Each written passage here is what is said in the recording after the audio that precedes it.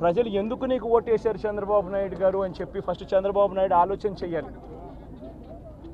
ఒకవైపున వైఎస్ఆర్ కాంగ్రెస్ పార్టీ ప్రజల్లో వ్యతిరేకత వల్ల ఓడిపోలేదు, ప్రజలకు మంచి చేసి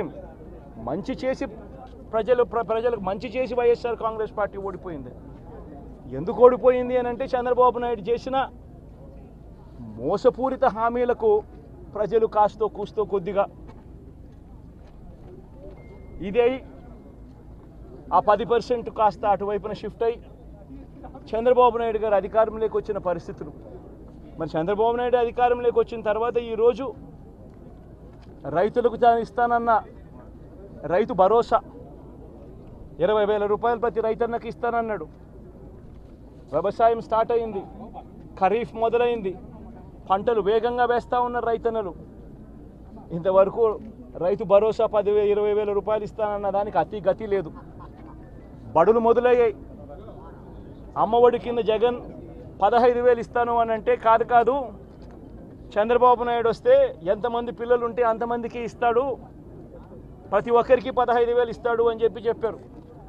రాష్ట్రంలో 1 కోటి మందికి పైగా పిల్లలు బడియీడు పిల్లలు ఉన్నారు. బడులు స్టార్ట్ అయ్యాయి. ఆ ప్రతి తల్లి కూడా అడుగుతూ ఉంది, తల్లికి వందనం అని పేరు పెట్టావు, అమ్మఒడి అనే పథకాన్ని పేరు మార్చావు, మరి ఆ డబ్బులు ఏమైనాయని చెప్పి గవర్నెన్స్ మీద కాస్త ధ్యాస పెట్టి ఆ తల్లులకి ఇచ్చే డబ్బులు ఇచ్చే కార్యక్రమం చూడండి. రైతులకు ఇచ్చే రైతు భరోసా 20,000 ఇస్తామన్నారు, ఇచ్చే కార్యక్రమం చూడండి. ప్రతి అక్క చెల్లెమ్మకు 18 ఏళ్ళు పైబడిన ప్రతి అక్క చెల్లెమ్మకు ప్రతి ఒక్కరికి 1,500 రూపాయలు ఇస్తామని చెప్పారు. అంటే సంవత్సరానికి 18,000 రూపాయలు. రాష్ట్రంలో 4,12,00,000 మంది ఓటర్లు ఉండరని చెప్పి మొన్నలే లెక్కలు తేలాయి. అందులో దాదాపుగా 2,10,00,000 మంది మహిళా ఓటర్లే. అంటే అందరూ 18 సంవత్సరాలు నిండిన మహిళా ఓటర్లే. మరి 2,10,00,000 మంది ఈ మహిళా ఓటర్లందరూ కూడా 18 ఏళ్ళు నిండిన ఈ మహిళా ఓటర్లందరూ కూడా వీళ్ళందరూ కూడా ఈరోజు అడుగుతూ ఉన్నారు, 1,500 రూపాయలు ప్రతి నెల ఇస్తానన్నావు, ఏమైంది ఈ 1,500 రూపాయలు ఇచ్చే కార్యక్రమాలు అని చెప్పి అడుగుతూ ఉన్నారు.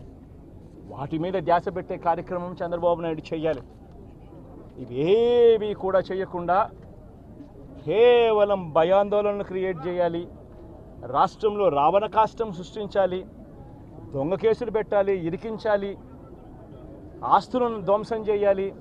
వైఎస్ఆర్సీపీ అభిమానులైనా, వైఎస్ఆర్సీపీ కార్యకర్తలైనా, వైఎస్ఆర్సీపీకి ఓటు వేసిన వారైనా కూడా ఎవరిని కూడా ఉంచకూడదు అన్న దుర్మార్గపు ఆలోచనలతో అడుగులు ముందుకు వేయడం అతి హేయమైన రాజకీయం అని కూడా ఈ సందర్భంగా తెలియజేస్తా ఉన్నా.